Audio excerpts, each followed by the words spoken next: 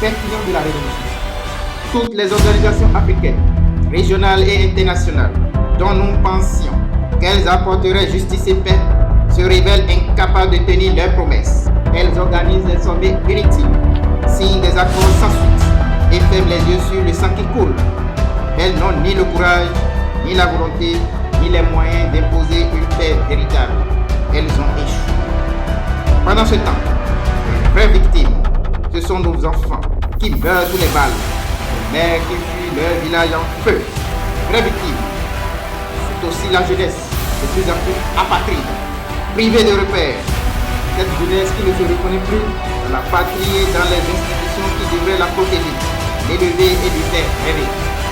Peuples africains, nous ne pouvons plus accepter que des frontières tracées par des colonisateurs deviennent des murs de haine.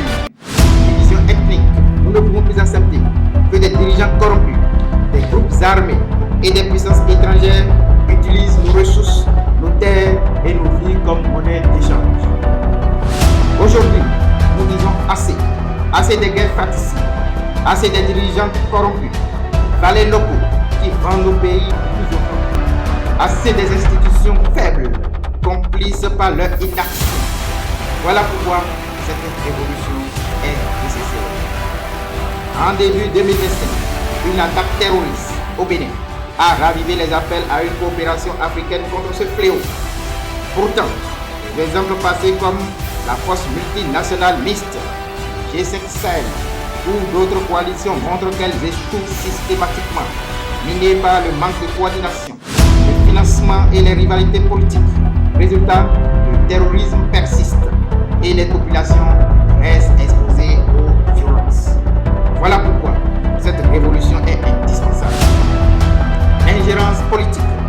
Au nombre des fossoyeurs de notre destinée se trouve la France, elle qui se proclame partout et à qui veut bien entendre la patrie des droits de l'homme et des peuples. Depuis les pseudo-indépendances de 1960 à 2025, avec son système implacable de la France-Afrique et autres moyens redoutables, elle a participé directement et indirectement à plus de 60 coups d'État sur le continent africain, soit près de 90% de changement de régime par la force. Et elle n'a cessé de déstabiliser les régimes non alignés sur ses politiques d'intérêt, de soutenir des régimes illégitimes, autoritaires, etc. Voilà pourquoi cette révolution est un devoir.